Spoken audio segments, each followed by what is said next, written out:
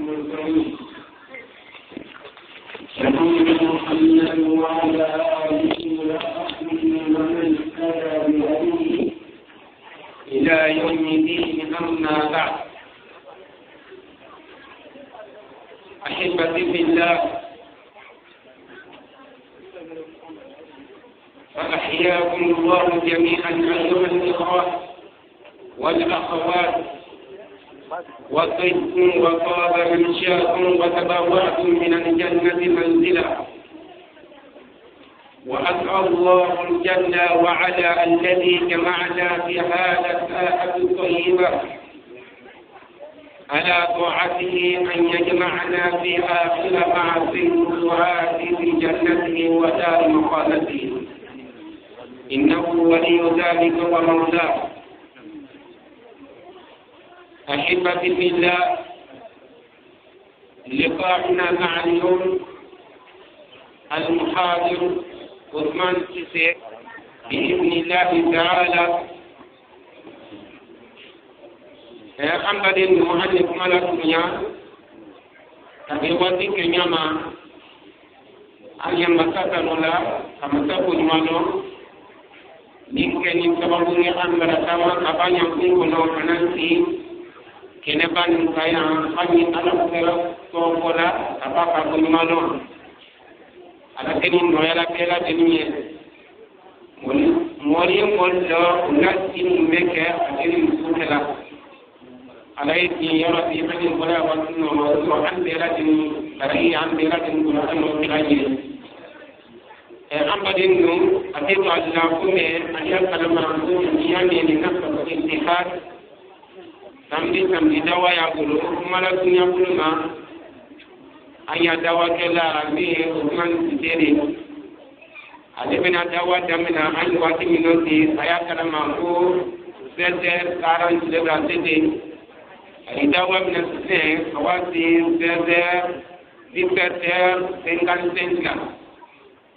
نابلا 1755 kadamina 1755 kuma dole hanya kamje gulo ta kuma tamara amina mulasmina amina ni ngali mu wata mawdu kan wol mayinga ara kulta ba wadu ko abulita segala bole ara tan dabu ni mo ni ngal be ni so be ya ni ngal sebe Frances tabu maule sabaleri ni ningali kana min golo il safra sabane yara tebe no timinae ambari no anya ustad doktor alimena na kitu ni jabe anye insha Allah taala anya tebla ala pe anya timi wono ya anya karaye ko ya sabo ya kamo kira kaka do ke dawa ke danye dawa pe nem ko abota tumena dalma tumena kalau justru berpenting bukan ni rasi kami nanti hanya ala mokela. Amin atau amin amikul lasnam dan macam masuk cuma nanti bagi yang sempat dan muhadzan muhadzama. Wassalamualaikum warahmatullahi wabarakatuh.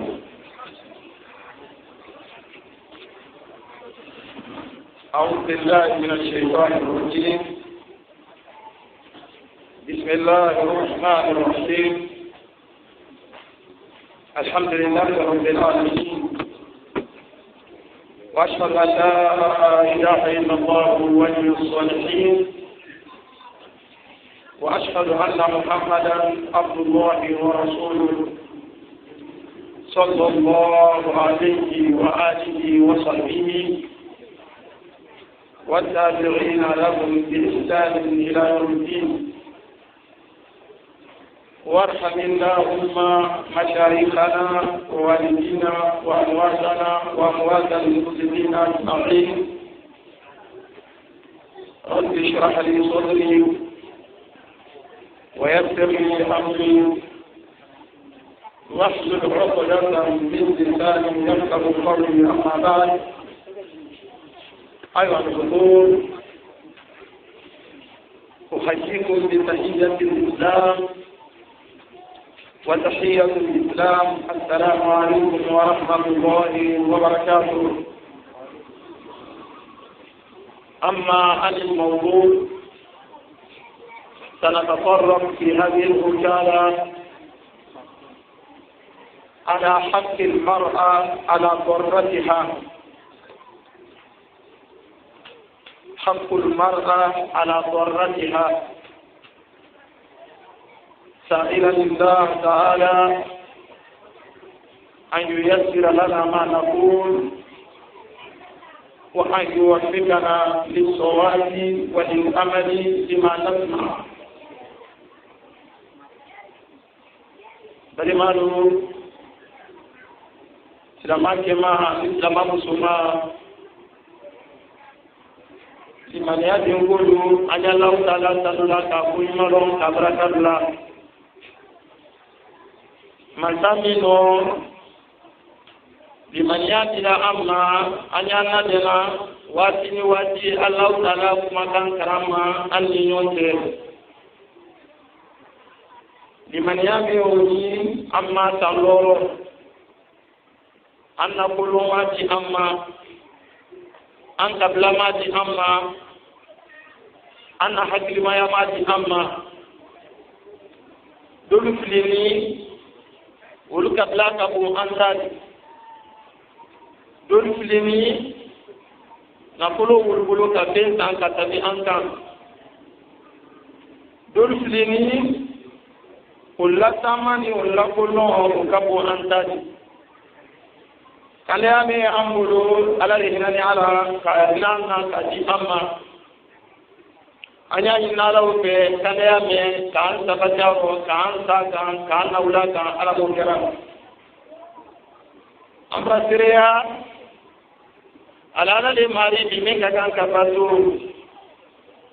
ni ko ki rese di ala la dina da koro ni ko kiti refe i mola la dina ka isla dreta anya ina le ala fe nema ni salatu au kenda fe na samandika Muhammad sallallahu alaihi wasallam kemena ni kan ala temala la dan ka bangu ila anna ani nyon dela sala bana dan ni jamana kono mol tura kira Muhammadu ko so kono mol tura la salaka sallallahu alaihi wasallam lu kono mol tura la salaka gel tura ka musul tura ka dunya take amma ko di ko kuna dia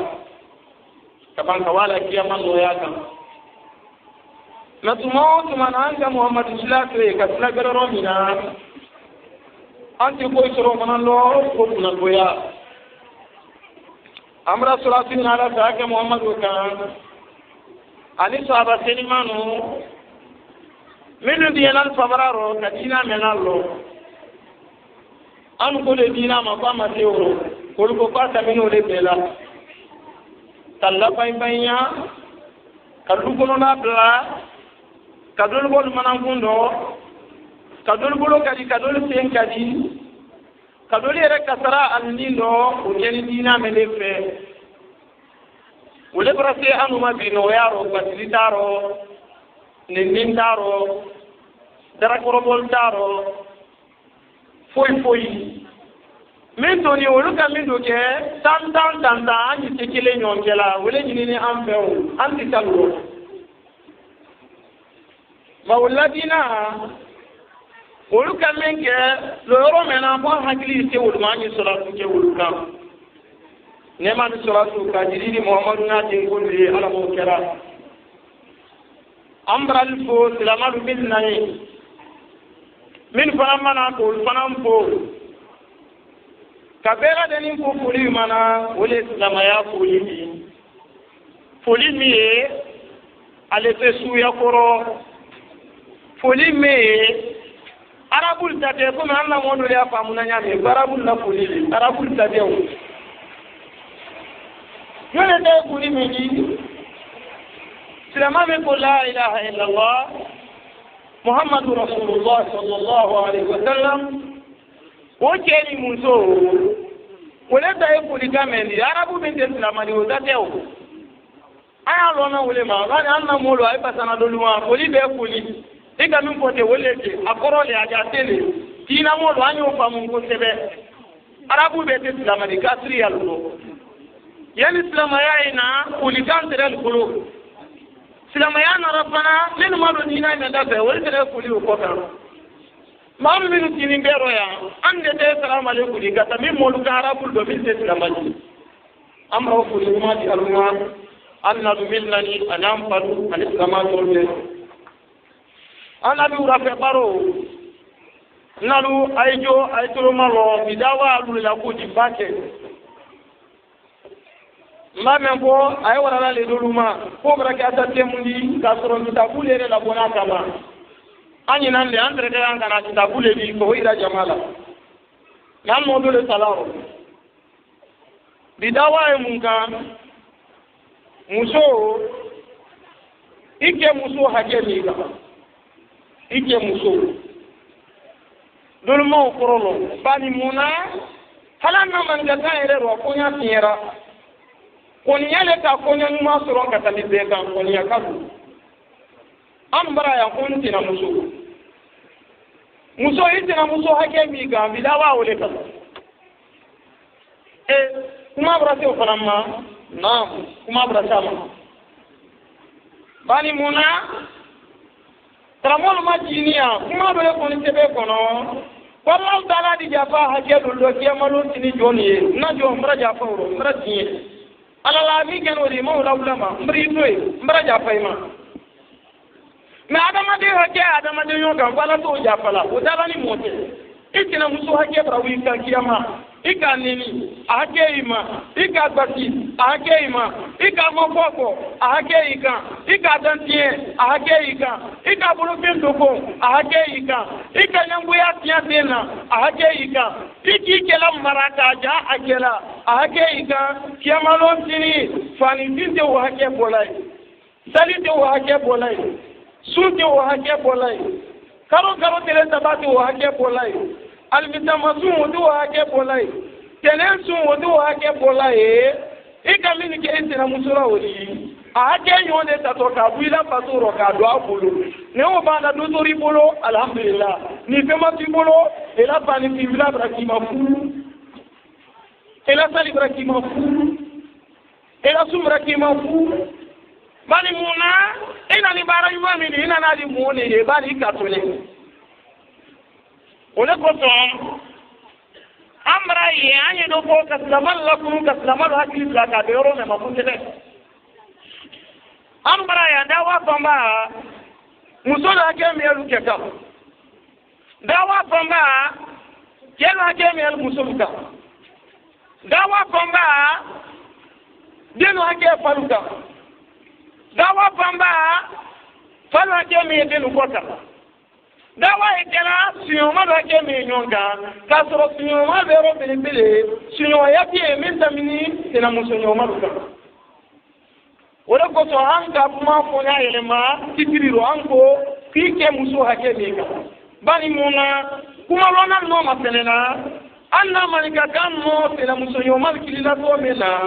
ala la to ko nya ko nindi ko me fe ala kudiya bani muna kemine tena yoma wala tena kafula tani esansi balade adi juya nyina ni nyari badla yari be kusarati nyinama kembi ni penge balade fini be ma koso donc be mine tina nyoma dal tete wala abodo le ma ko tina bidan mais ele bi tina muso alde paralao alde bungele kele non kurula urutane doniro wala doni be paralo ni de pasila wala fana de pasila ele manadi ale manadi eno wati min kala nyongolo duyaro kemano tini ni kali na to tilala wati kuruni wotima nalka tamwane kale keku alka tandane kale keku alka tambita bale kale keku alka tambina le kale keku ni kali diteme makiyama irati kuika keji mauma ando ajira le kutina ya kasro bade yale na anga famu wala ko to ko ya dalla killing mayararo ko bonje muso kayra kay tina dede tina le tina dena ile do nale ka kan kala deni ke kelen dar de pasira ale ru kelen de kono ale tibili kelen de la albulo mura kelen de ro abin ka kan ka ke ide le ri ide ka kan ka ka de le donc wa iboro bi ke muso ba na li ke nyonga na albu ma ke nyene ke judi alla ngina ma yadi wa diyani kena nyomar do tela de anyala ay do lolu kono ay karamoro ay karambalido mil benaro wallahi alna tamiya ila le nyongo ikalla le kunna kilen bagele donc oranya ko bi ke muso anga na fi tena man ni tena le wol tra tra tewa man nalu yana nye kuma lonna no mu ne tala mi mo ke muso hanje di ko kan nan mu tena muso di fanya to aga gani Qur'an aya de ma ko ira Allah folo oho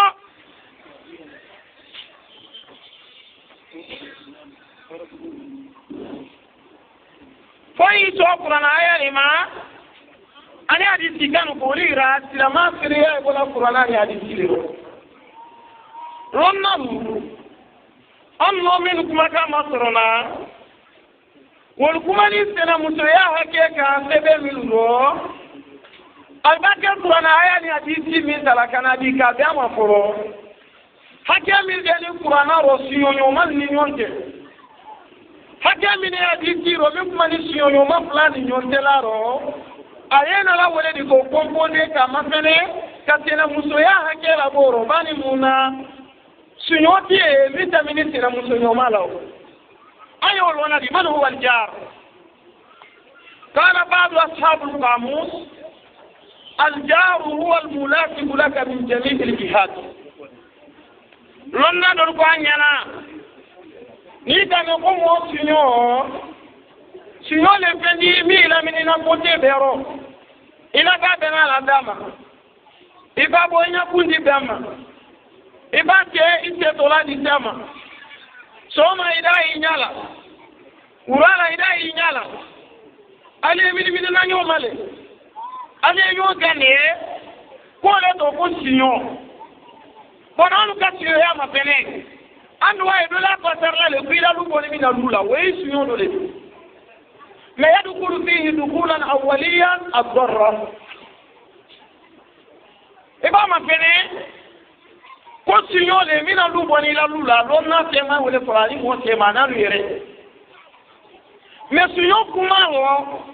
mo mi polo ka ganga ni yoro so ka do ko no wele ite na muso di ke muso wele ka ganga do ko no ite na polo lo di Allah taala ado akamule ko ka be sinyo ya mema midina te haike muso ma ite na muso Allah taala ko Qur'ana ko no واعبدوا الله ولا تشركوا به شيئا وبالوالدين إحسانا وبذي القربى واليتامى والمساكين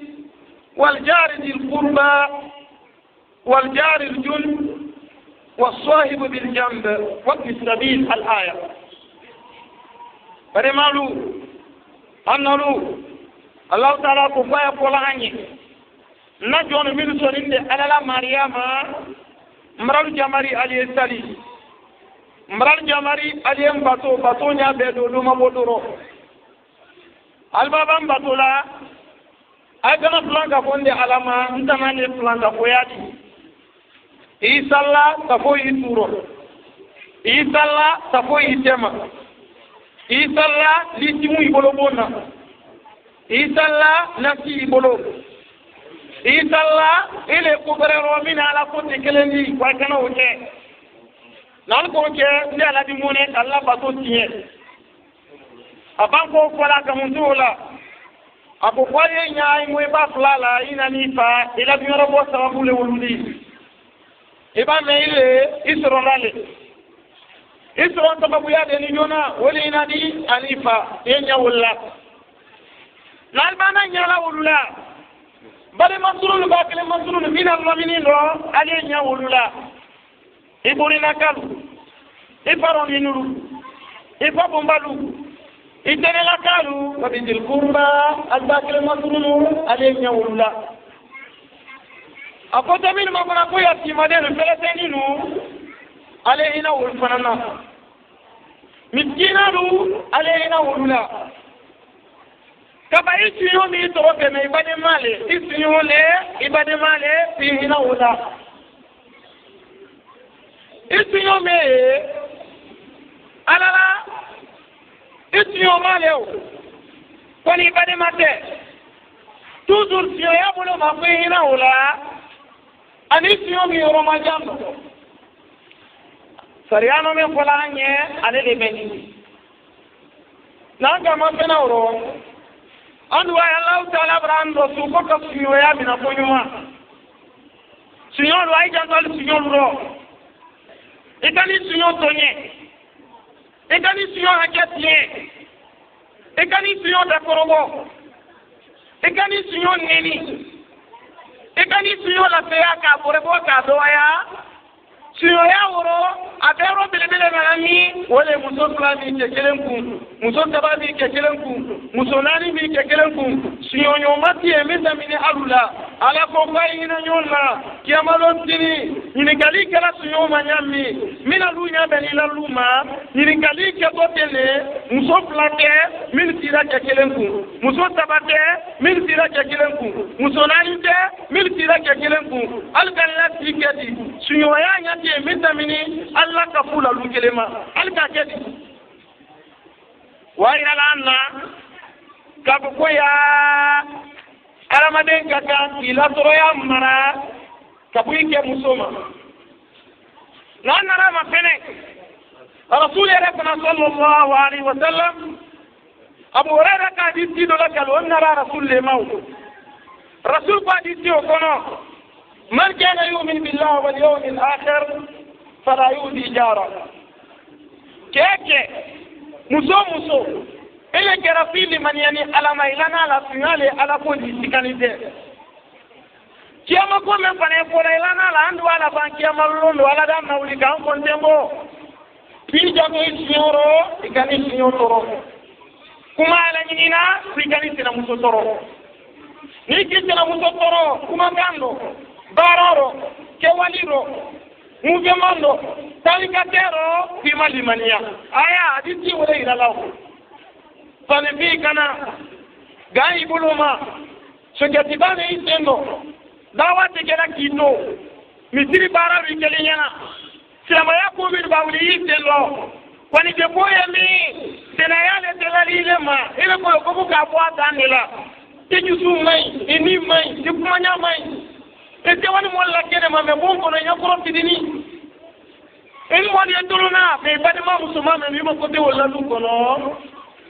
komba kuila limania ma bo ma bote hadithi ma ko le ira anna kila banda hade ka dentene ya kile me ma ike musola ko lono rasulullah sallallahu alaihi wasallam rasul kumala أقول لكم أمنوا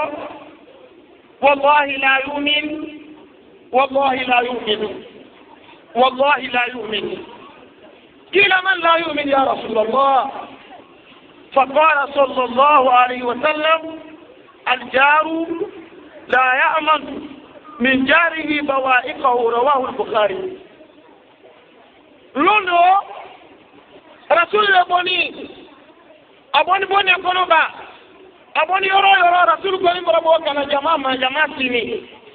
rasul ena la kuma ta ya dawa ya kola ko wallahi wati malimaniya halni fani sin kiranya la wallahi atima mali amali maniya hanna kira ko da wata kira kato wallahi atima limaniya hanna trena karo karo kile sabasuna wallahi atima limaniya hanna trena qur'ana karana والله يتيم لمنيا هل ناترنا إسرك بولا والله يتيم لمنيا هل ناترنا سواني مولا رسولكم وكاني مني والله يتيم لمنيا والله يتيم لمنيا والله يتيم لمنيا سوابالك الأولي تعالى بك رسوله eko pati malimania jone malimania te anya be ka tilo jone sabal tere hamina ni kuma fora ni dal ladina touché al dallo ko nyanyini hali bo ro kana bla ro nyami wonta akera tene bi ala tanaye folale silama jemai silama musumai atina noro amalo ko fe fola anyi me kuma fola de doere ma ji fojo wa kuna dona ko sai ma nyai ko mi gani musolla ko te la keluma tani musoli tene du iba kela kan fola a mi la musol kan o de la keluma o munala don ga jete man nan ne den yere kan fola nyala kan ko ka yeti ki hakli ya bara karamol ma nyai awul kono ko yo to musoma ta wole mai ha akenya wo akenya to woni aduma hake kulo bade maru de kande anji kila kande kande kila ko ko malimania ni kuma ko ko malimania ni kuma fora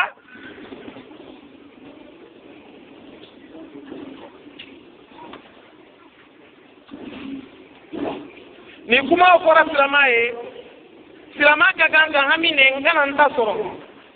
rasuli wala kuma ada ramali mani joma limania sababu hamina le kala denga nyini ngakwa yoko mani islam muso iti ni lila hijabu ebra bobo ganga ngura konna to dawa yoro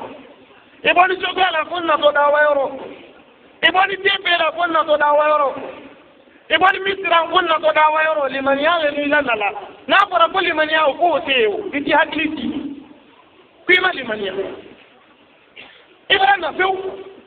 ibra tepe ibra tama telebri fono tara ifoka yena ka ite na tula yena mala kwibor la foka na alama ala wala kila mo kuyo kwima limania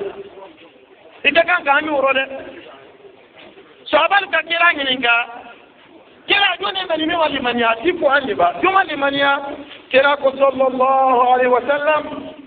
nyeme mawdum kama limania wala modi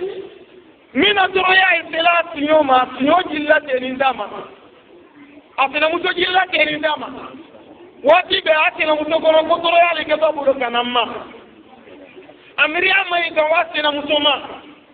akuma na mai ka wasina musoma ama filani nya mai ka wasina musoma ai mi kwala kwana mi kwala nya na wotekeleni tuya mi aro ufanka kabo anyini kim na ya jusufini mwome nya uma musoro ida ya kuna birini ya nyada tuni ida ya dawa roldo ko ko kama limania rasul kale sallallahu alaihi wasallam ko wallahi fi limania rasul bande kikali wallah kama limania wallah amalimania wallah amalimania kila yuma limania wala fasarnite musole wana nyinge maida mon baye kene ma fa kay bada ci wani mo bere ba koni alati grita sile ani mai adusu mai luma na bara paniki sababu ya lele do lukira bara kon rabbi ma wadi yalo luma deni ni bara sala lu bara partager lu bara rasalan lu bara nyami kekele jeli selma do nyona dente sa na labuna atisa na mo labuna atibea noro nabuna katabu jamundi anabrata na lai ndi noro nabuna mbifa mbi na bomola buna idi na garanyi ndete ikali patangu inoro ba kendi me kana mina de ayuro kala lo diki neke ki hakli tinye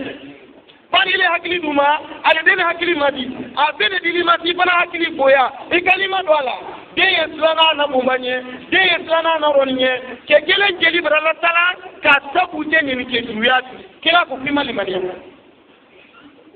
wallah me dele ro dini nte bodu nawo musodo bonna sandi abraka tolusa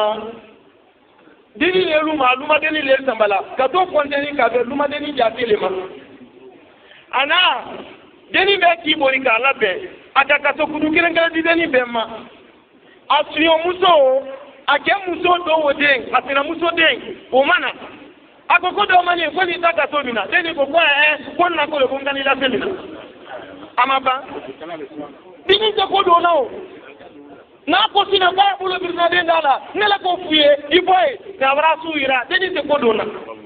bade ma wanya sele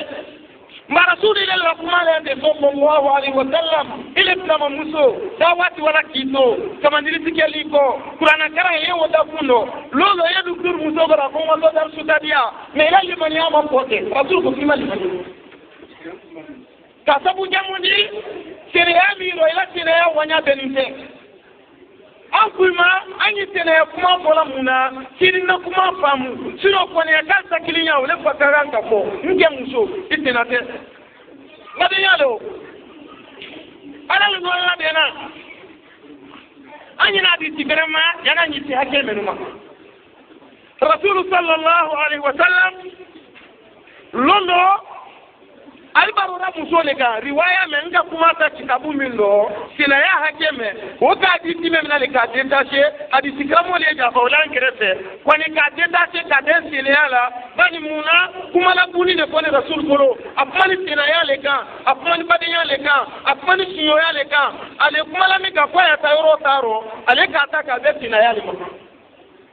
kwal ka muso le mato rasul trofe kerete muso le mon kamato rasul muso me wodi na pantaba anyo sallate na pantaba anyo sudunate na titelendo ay mitasuno karo tele saba ay wokane anyo qur'ana kranate anyo saraka bolate muso mu nyumale rasul muso me silama ya baratu wala kato kwani muso me sekele la we muni rasul asinyol torola lonna ke ka fasari ko mo siyo mata miti na musola kwa ya tina muso torola o me asunyo koloti ay wonenna ay wo koromantela ay wo sibola ay wo mafola ko ay wo torola ay wo bolo fendo kona wodi ke fendo ko ay bolo adu wo jaro amakote akata ka tina muso ya nyala na ay pato nyuma lembekera koni sunyo tule ala sunyo ya mai ala ti mai rasul ko kol bara nyuma membe madala koro ko kon ka dum ko le jahannama ngalo amaba ele la salini imin kala sali jonyo rete muso don ko kan sali dalaw e ba ko di bel ko amra te may billahi daba baro kusuba ka te ba ko gaban ga ele nyama o ile la salini min kala inin ke duya fana ma ko dam suni min nona singaro jugu muso mudula o te ba na wale singaro le to de to kiri krede singaro tamini o juru do ala mi tabino ko fo wajuru do ala masala ko docteur salam alaykum singaro tamini tele kono do enna mi o kono nyete tele saba woro modo do na mara tenga ga ko do ni ka ke so nyame ka di kala modu mo ele la singaro ko nya bonde folo yegi je juya o fana ma min kai wa ma ko fana ndam bene perdi ko sirama musol nalu ay to mo ko tebene muso me ma to e bara ma ba salila ay suna ay salla ay nafla kela ay suna kadi dile moluma ay saraka bola ay bara nyumal kela minu katia al banko be bola rasul trofe kona lakuma la ban kwa rasul me hu asunyo dorolade surtout animi ke kelenku amai kawama rasul ko kwal kana yerese ko muso kwal kana kuma kana ba hiya finnar faitaru nalu ala be semadiam albana alta musogara la baru ke rasul kile men trofe hadithi ne rawahu bukhari fi al-adab al-mufrad wal hakim fi al-mustadrak doko muso kile ndara ko la ko rasul muso do ko nay jamaro madina ya muso mena ko makabani ay tali farra lolu sunna a awtalla ay tingaro sunna meslama ya ana fula ko to anta ina uda koro tere to sunna al-misal to sunna karo tere saba to sunna bon ala na fula ko ala saraka bo kado kwani ay salla akwani tingaro fanan sunna kwani muso mena ko e mundi alala asunyo malu asunyo musol ate muso atena muso yeni ke judani ka wawuluma ala ti kan anyini ke beni be adinyeni ate monela ate kula marala kono ko ala pato mantia bake rasul ko muso yodi ala ti la nyuma ya koso ke ya fil janna wadi dwari na ba ya mafene wadi dwari gine bana la ti kenya kale aya mafene bi ka musol mafene dina nani mingi ko mafene senaya mi te wara ke balawuli anna jamana ko wallahi surtout anu dina mo de la kunda belala dul mare abra ke sababuli amra to ala abra do anna silama de musul kuno de wulu tolai wallahi dol furukel brawa kal so jama bayante wal ma yoro berel do ka tabu ke fane ke to muso maka fole ni ala dol bara ko mo bere fa foka bo ko nya ko me ko ala la ban muso bara ko ngola kala ko te kelasi amro be luti usay alla krana de kartari akili kemi mbona ko ndema teya kemi ni katamuka sila magrale lonna ina mole mo berele akili yekumae de muto akili oro kamanyi ni kambulo aha muna mako ila enina mako yalla de muto na nabrana ila ke ile wo ile wo albe ikele bulu ko kanya fuye kemi moli tenko dina mole ndere fanandu siri yalla na la kai fa ko kwa peka denda ma me bi kelu kantel daro musul ba mi ko de musul afuro wole ko nyikili ni den ale tinye alkana fala maloya de musul e tikeo de musul ma kuma ta folo de anaere le kante mi fani filo hey usay neme ma tew ma folo men tikela musul flanandi atuma ma tew ma ama ke folo mani funa balaraka to mboloe apaka tale ko ko ninde maso wotina la kela awake silero mi fa ke folo mani da tikela flanandi maso few alimi kuma kana ba inna lillahi wa inna ilaihi raji'un iblis ya so kele alala saria ya makolela kan kante fla iden sumi te tumaro wato kala ko musunan na imalo alala la tele aka ko mi tebe jono woti majana wallah bare no anya pele mene do ga ando musunan de muson solo ro bi mine wulila dol furu ke bali wala kalso ko bale ka te muso folo di ba ke to fulana wal ma sabana wal ma nanina wala kuma do na den solo e man de la ti kenyae na ti kele manyami ne tala tarala ko nde ke ko min ken nyami asa furlai ninde de men ti kala muso folo di ala kana ke diuma na tena jule do nyo ila lumala ti nyao tumaro ke mai me bana siaro ni ala anna to ma dana ti tew muso tena muso ake miaka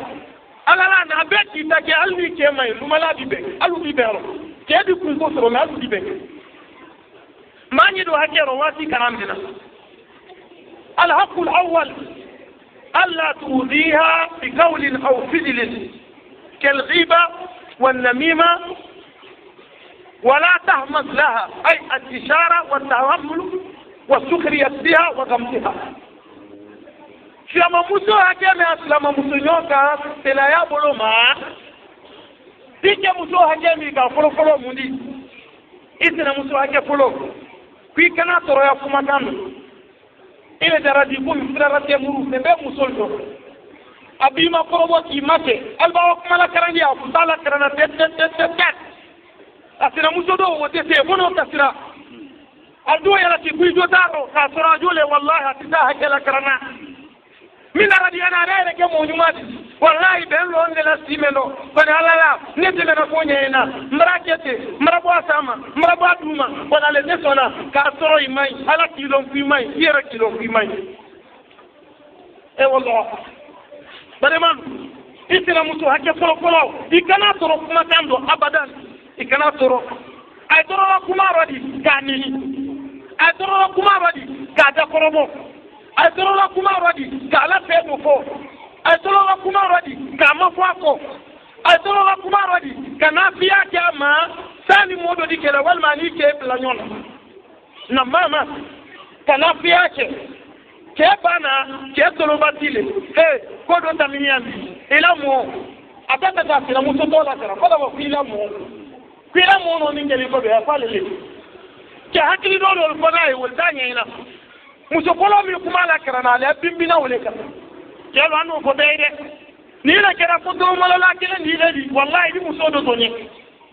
mani muna saba muso de biro ko wala tra sana la yen kana to la ndina muso la kema kun kon te takoro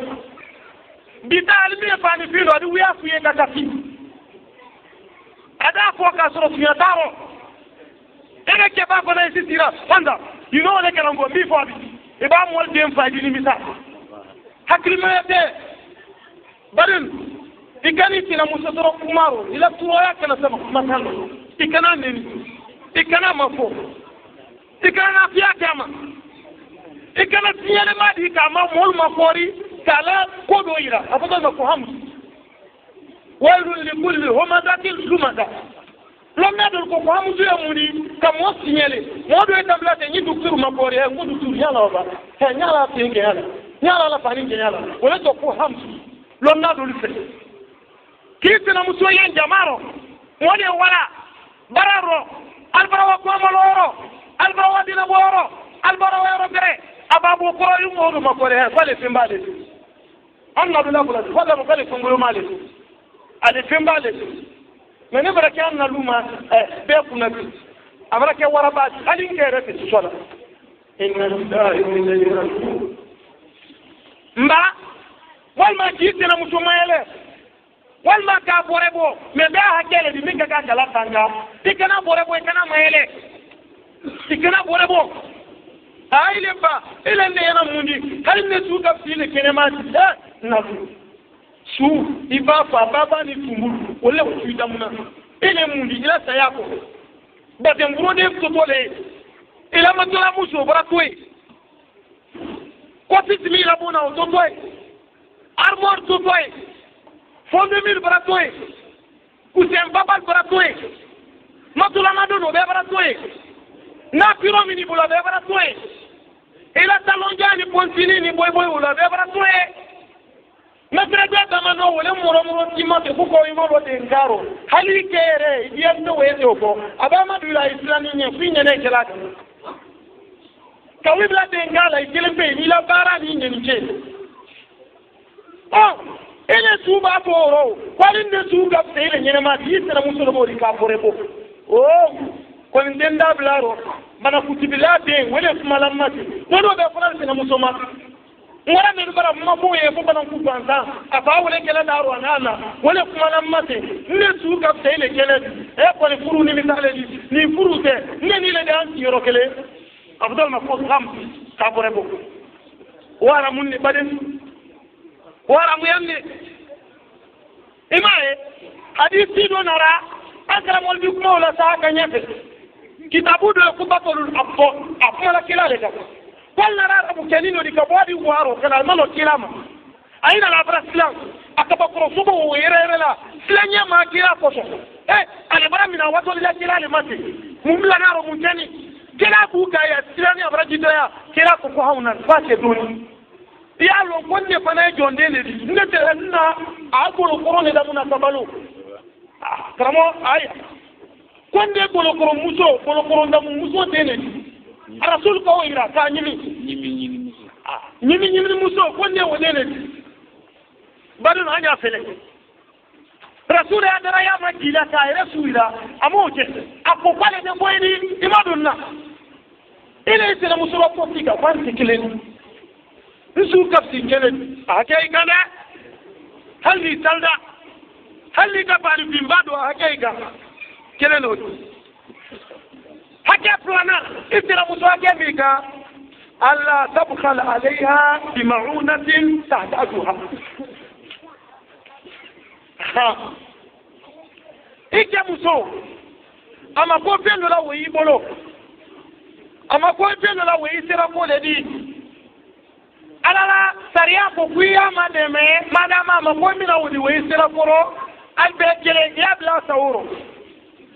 يا سينكاما ya dama alinyoma deme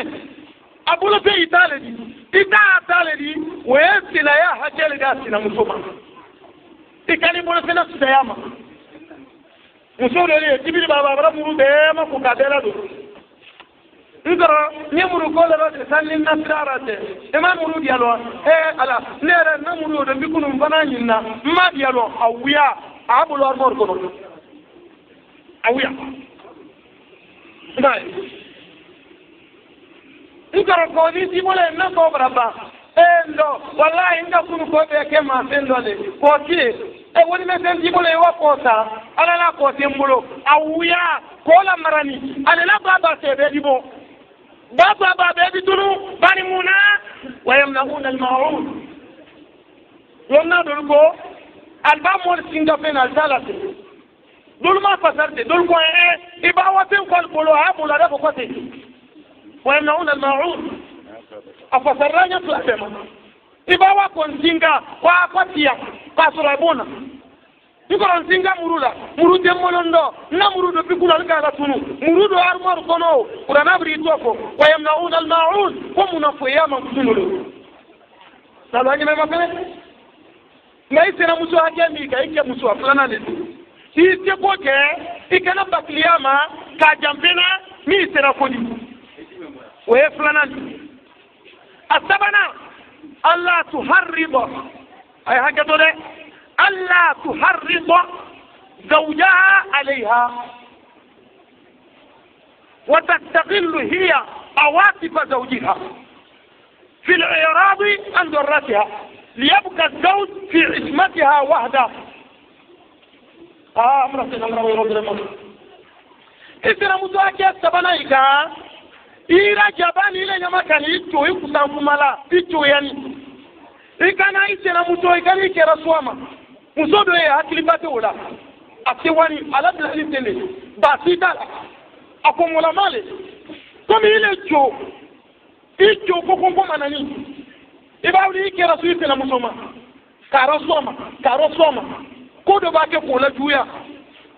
kigeri kipire kikama bila ka bika bakoro ka geje ka buise na musoma kisi sina kuila lo kudon tamadi barani bara do tini we dangali la kuma jafa lodi tini tiyale ma nyana ko dina mole ke kan muso kan na bara kete kiyama ambasi ala dijite ranta di ala wa ala traka suni tele ko ma jafa ele woji la ko bati ke ba do di bulo la kama nganti baro be bara foni muso da ke ba kili koro abake bola adi 20000 be plan yona bote ko kono ku fode boni fate mo kila fo ma ko fo 40000 ko doron sa te na muso di mone ka soro akemo do abulu me do ke nyu asada te na muso tanso na bulu bele no nda haramu me be siro duyadi ikani kero suwa muso kama muso hakili ma yere wotira muso na ke babla nyona wallahi alwala de muso le wal ma furo muso ka kwa ke fi kana wote ini memba kele ni ne fana mara kele ni membe kama imadu ka kuma ile dawa ke wallahi ni muso ke dawa ke dal kelinye kuma do ne sara karamol mo de dana iba ni ndo muso malo ika ko mina bodi ndo muso manda ibra tola iba ni ko muso male ika mi boda ma kete iko tunyafo o kuma de te karamol me ba ne ko kwani do muso nyona bona iwila ka ele ko titene la felo nga pole na la sona ni te do di fo bare ni brake ni ke rasul hadith amra tafaku imali madiyam ikali ke rasul na muso isina muso kama ikala ke biri kala bi ka ba koro kado wa ke mina ka sinye rasul bala ubera me do bi wo kan terenga abara do hafa ni binti la safaro ni ala kemo sababe mi mara kuma nyeta be du jabali ni ala wallahi jubu jaba te dogole de muso bara waka ce baraka rubi ko ka ce la ko to le kilema ke ba ta tina muso la bunna ke di ka te foila ke ba ta le bara ke di ke ne kulle asiluka nam fama asbarahum ala an-nas aido sabarni ko bata wallahi sabarni ko bata ile bara muso dol bara to bara le fana nyanyini na bara wal kefa le nekela yamin be fala ambraya ala la tele kramol ko kan kana bo ko le an kana bilala ko ni muso dol sero ale bara mori bana no to me ko ganga kura wal ma so ma do ale wuli to ko so wole nan ne mba nku ni ngambe ile ile nake nye tira sun ko idra tabolo me fratingeri mo pitiribalia comme abra mo eni soro abra bila ko ni no le ro tele flameno he o ko bra bolo la bode nani ne ya kemtadi ibani fondo si afa to mate wonde tasra la la ibro ta afrike soro aderi franga ko ta afrike ako ka tasra la la a ile kito si o ko bala mala ka afriala yo ga ko yewa wo bara lel kera ka finkiri kara wolta ka dima henna wayina do ni jamma fendo ni me seri ke kono na ma bi la bororo few ni ngo tankara mo muso wole talasine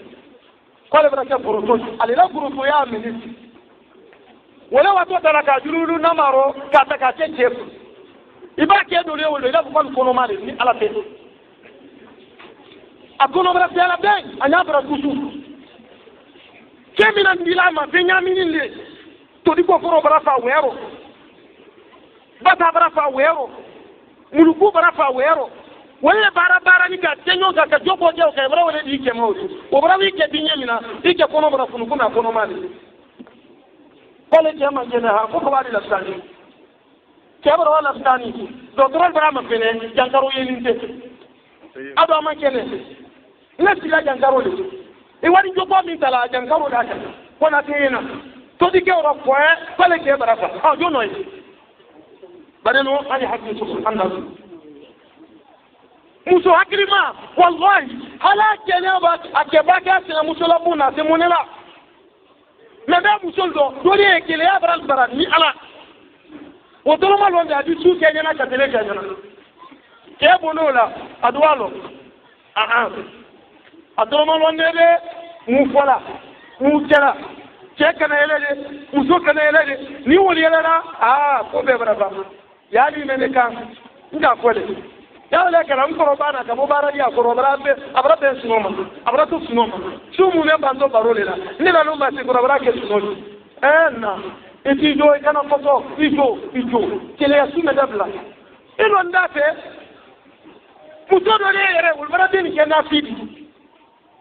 fatim moto ma pensalia ha ijanto ina neni baba min ke ube min bata min bana ya fonya dinni o fana nyama ke ni tinija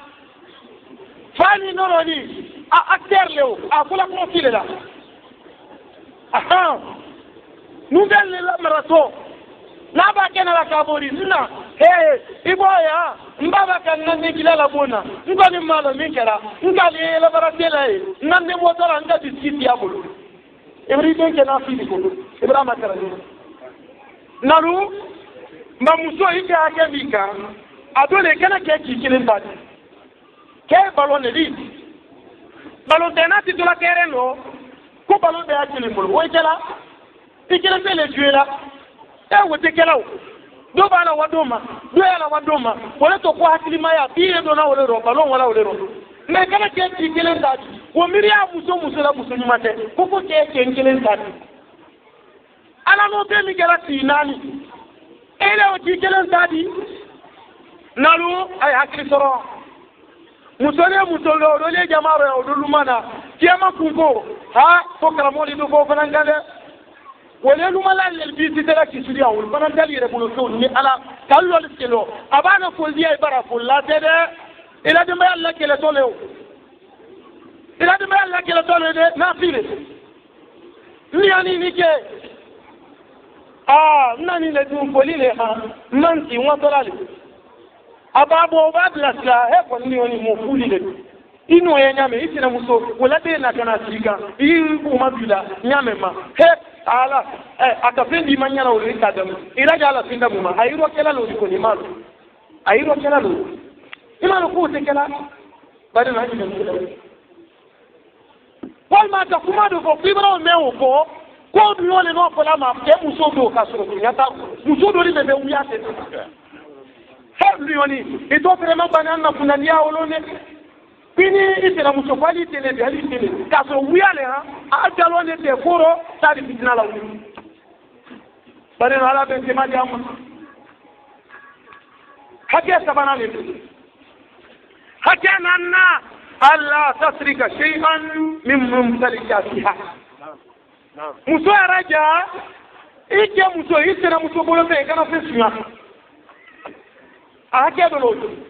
ni ma bulu pe magale kana suya wallahi muso do de atina muso la woni mesi atato atina muso la tengolo ma atato hali mranti ya kele kuna muso do wala molu te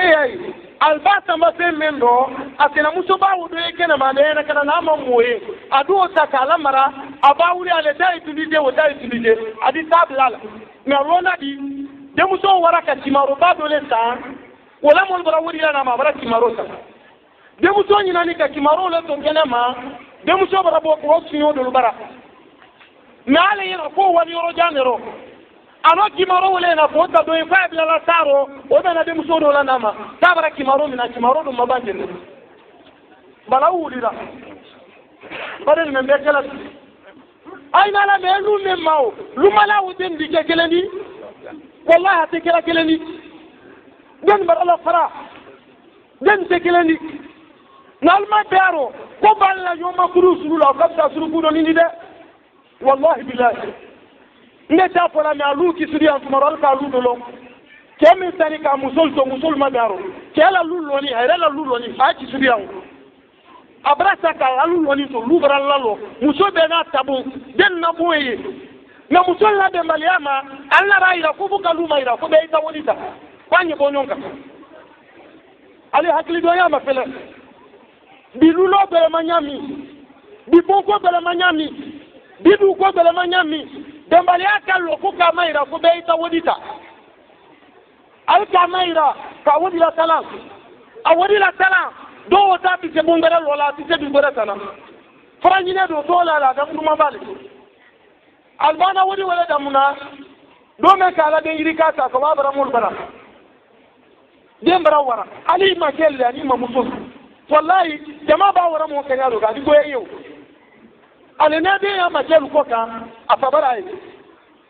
atade nu ba wuli wala ko ke de no bas kele bara bilale na ko kele tetisa akoro ke ko ni balla ka ko de ke de ni na kanal ken din tan na luma kon ke de no ma de aka kuma boro kwa ke ko ake akoro ke bara luti ya ila la on jone noy imi bu ke la lu de ma ko mai ra de mbaliama ni ko ko di ma adi be ma ba ke be ma ba de na ni mesele mba muso iya ke mi imuso itina muso ake mi ka dole abulo femi kala kana ikana fe suya abara ina toma kama tomo ko ngoro ina rila fe ko mai ndo ina rila fe ko mai na kala fe tie tai ka tui kontate ake do ni kawo hake aloluna muni al-ihsan ilayha wan-nasiha laha wa hubbiha ka ukhtin la ka darra قال صلى الله عليه وسلم الدين النصيحة أنا واتي واكا إتنا مسواكي ميكا أدوية ميلي ينيالا إكنا تيالا يفي من نبنا ياكي فرباسين يا إلى فالفلالي alibasa dukunga zake dulukuruma dine ifala bo ndo emra sala dininu la dana nya damu ngoro mra sala dininu la dana nya damu musuluma hakilima nika siyo yalo nika badinya lo amafele atipenda mwa doni nko atipenda mwa koroko wala musu hakilima mene jamaro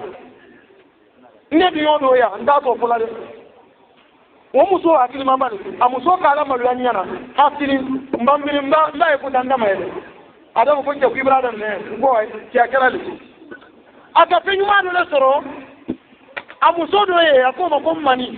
o kada kommane Allah koro wodo mbona akota ko duma de muso kera hakilima ni de muso ko sai ko pidio ke ko ngoro tai muso hakilima ma ke ko ngoro tai ngo tem ko boy muso gano manam ko fa ko bay a te igalo ne makia nga mengele ne soro de muso ko kwale soro komba kwa kiyamina na ma ko muso ta soro kwale tate nalu de muso tuye ko krawo ke baro do ke wala ma soro rahira la muso de ba ke mengela kelu mayo kel tena be bani ke do liye wol bana tiyen nale di ben do anna lan ko lon kolkolo ko musol ba ko no na kwila lu dia dia Almanya bila Almanya ko musol ba ko do yona ko li lu dia dia la hakilima ya kanje menila musol ba be lu dia la wala roba wal ma talawi kan mbani muso hakilima fele muso itira muso akemi do ika yenyala kabata lali ko nyumala ka kili na fiala lilitede anate yona yiwo kala makakili ndo ngini ike kame ulu eba silama ya no wara muyalali ambe alabara ke mena tiamu anka kan ka kete na nya bodi me alala ki kuma jabinya ni ulu maile iya to bana ani wa madia iwa madia wallahi ibra la nyali ke ibra do ni bo ke ko me ka siwa karosu he ndela sika ko bida kemme ni mara jape fa ni mara jape idara yalo muso fana hakili mate asina muso ara suda ke fa ale fana abulo tilaw ko hakili mate adinu nasiha kila ko dina nyona lile nyona li koro muni itara muso ko me kamai ele bramina rabi tiro le mala rabi ni wo turai akedi akedi adike balo de adike namran kala li sadu wo dabla bi koro ike mo wa kala mafile le ka fai wala to ko nasiha akedo le meni ake alla tahjurha mahma kana في حديث النبي صلى الله عليه وسلم لا يحل لمسلم أن يهجر أخاه فوق ثلاث فمن هجر فمات دخل النار والعياذ بالله نرو أمر سيها كبرما إسنا مسوا كبي بودر في كنيدات على كيدا فدلا أتكملا إبالو دول ما ni ala yikal ko ban ke ni drapeau le yona ni ala musodo sinifoni do sinoni do bra pare samra asekumala ibani ni kadula asekumala ataka tora mawara muyani ne kitna muso yake nika ikanida tala ikanida kudala nale kada kudira ile kana so ile idalo ile duma ala jafani lema ale dikuna moya soro odalu yemi rasuluko ko silama wal kanal da tel silama yola de sina muso nyomal al kanal da tel yola de ko mo ki da te sina muso la ki da te silama yola katami tele sabaka tele sabao koro ile na rasta ka soro imida lola ima tubi bibi do taro ele no pali fino na le sikana wataro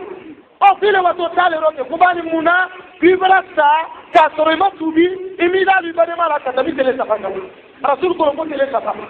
kina musonyo madu la da te yona di testamo ni ala ida da wake soru quartier do la che ko usai ko ala ko so bi kana mo imma sali braba kutuba ko wambara ko musol bi brami ko da te yona ta ko ne bralo malakati mara malakati e sidanale wa kumalte alikele brame ngolu di ma ngwarda te yona ko wati ko no ako kwa samplade singaru kumpla fernal oya sinanyo masola haya minata haya panda nabamba ibamba aldibamba tawo aya hakili soro naru kidate sina musola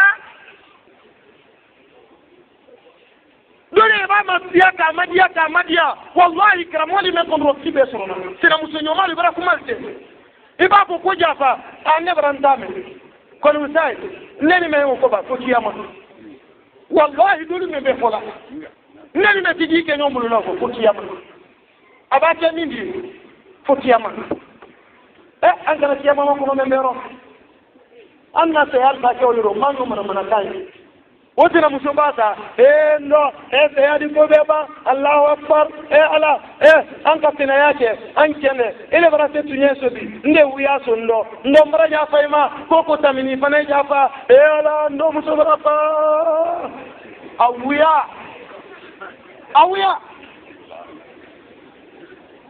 awuya imena ibe mawuyo fo mo barata ile yere madana ele bere ja fe daro male mi wanu ale ja fa ni kolo wallahi malu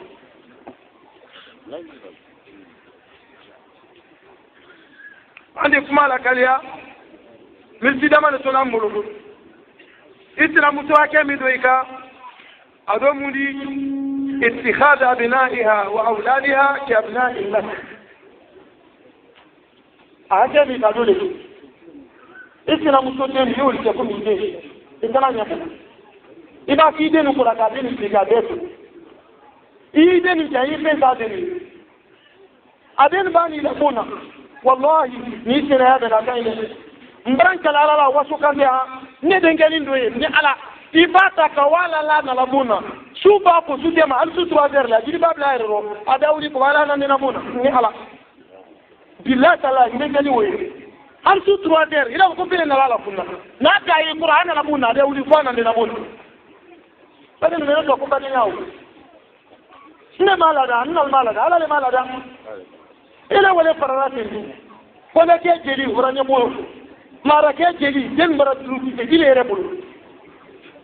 ado anna man kalma ko de ko den sorona e den sono soronda na o ye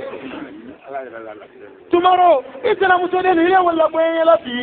ile le watu atonda munafini o musode le mi bara wahi kila alere tonde malawa yono ala wala tina musode musobra sa bintu wallahi bila ayan to badem ayan janto na kelen koroke muso sa tola wolo na kelen koroke muso na kelen fatile wallahi su 3 heures ka to kalo ma kan koroke akoko puis jafare ko to wali de ko ko ni kondem ko dal ja dolloro mai ade bara fati de wol ba ke felicini yoro wa to no ake muso so bare me be ko kuita e kuita e mami mailela me bedi ni kuma do ko la ja to ali kramo minia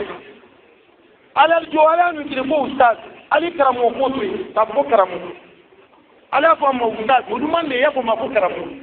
kuma odi wara do ma muna nyo fola anna mol bara ya kramo ya ba fo foi ma dole be jira muri le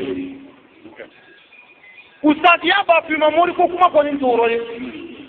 na ba la ni mudi ludo ya nyetamle wati jema ndi polike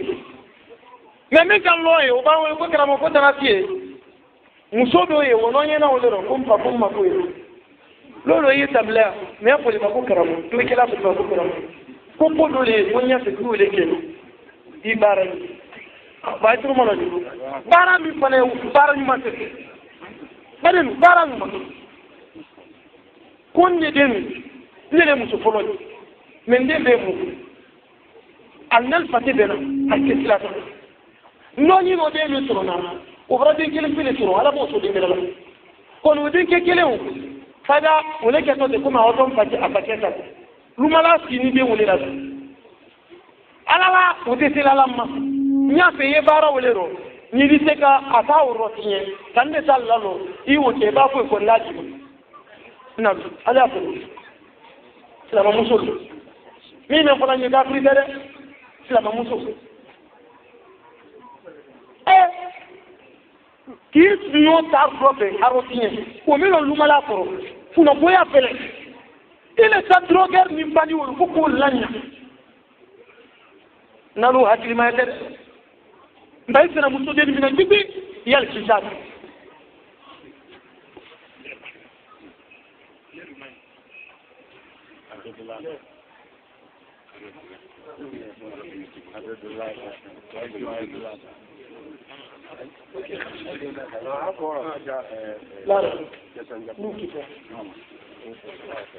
bon site milti lolu wala tona mulo andi kuma la kaliya itira muso ake mika andi lama haka udumuni alla ta'ibaha bi aydin fiha mahma اشتدت الامر badi mar dalulu kuma men bela ena nan mo tala de ka ke ke kamo ke avrele para ka be dalu dialo itira muso ake mika do muli ikana la fefo kana lebu ile muso kuluni muso do kuma kano muso tin ko da tin o kon monele ile muso yarani ko kire muso nyinso ile muso minta suma kwana aba fitro ke fiji numi ikra muso de mo wallahi dima ni kama o da lule ni ala kila sallallahu alaihi wasallam he kamul ko kwana aisha diarade hadithi tilu ya kalama albaka kumala wa as-siddiqa bint as-siddiq habibat rasulullah wala falaw ko kila diana muso aisha habiti ye ko Sofia letre ko kila ni na aisha wone ko na aisha ta ko rasul ko wata mini Sofia la foro paitele lona do ko yani kwa suduma musukudu nini kudu koyo anda mon ko kunu ko yo saka funden getre pharmacie bali atwala pharmacie na bali musukuru ni kenele fitew bon kwa rasul kwa bima sofia fata mu medali ko musukuru nene wallah rasul nala la dienye ba aisha akubaita kuipodi aisha yo itira polisi na musoma ko kunu aisha nabi ana musodi di ye muhammadu le kun me kuma tamme ni kata kabila tunya bana la siyaro wallahi abalaudi ba kulo yele ma nalu abi be asena musala fe foga musonya deni musonya folo musokumbana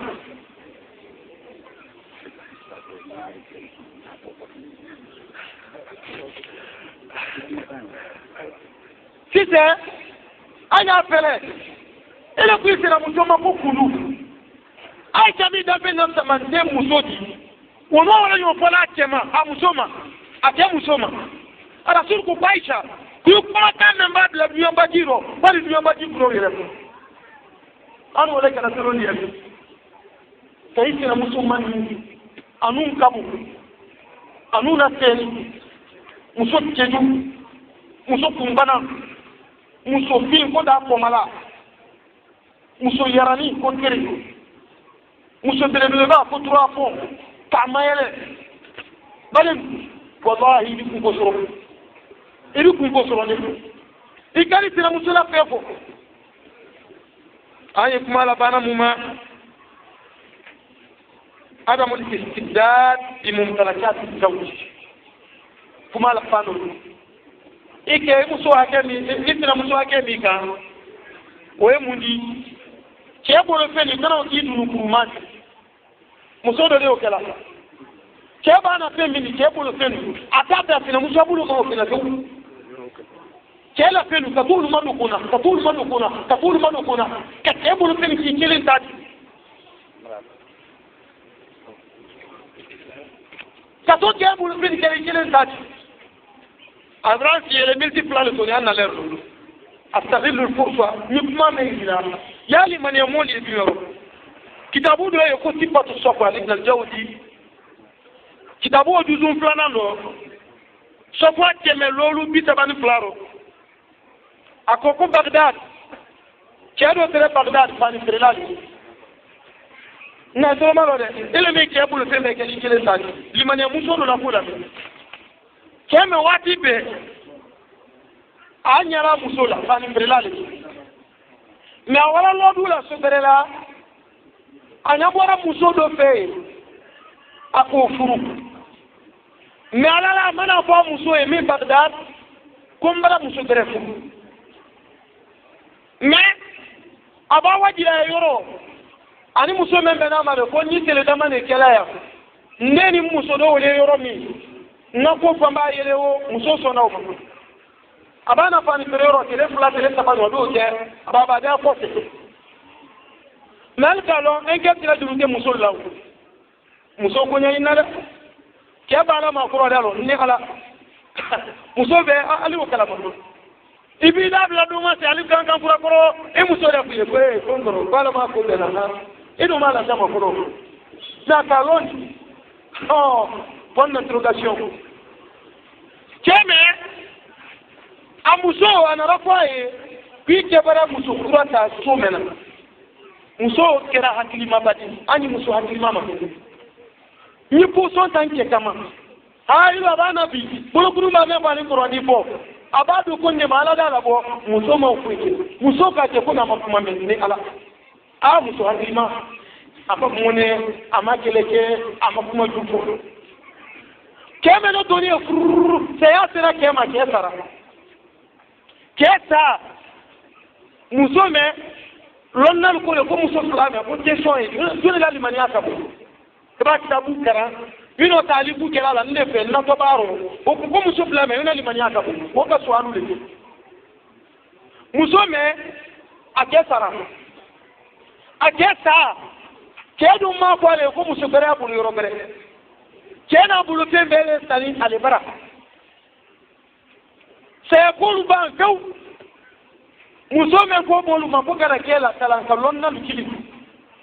kela tolontola ko kwa kilen jade kwa do muso do ye halla sirena ke mo kwa ye madama le bralo kwa ke muso le ke do mrata kwa le kilen se tembe sala kwa no tale ko tani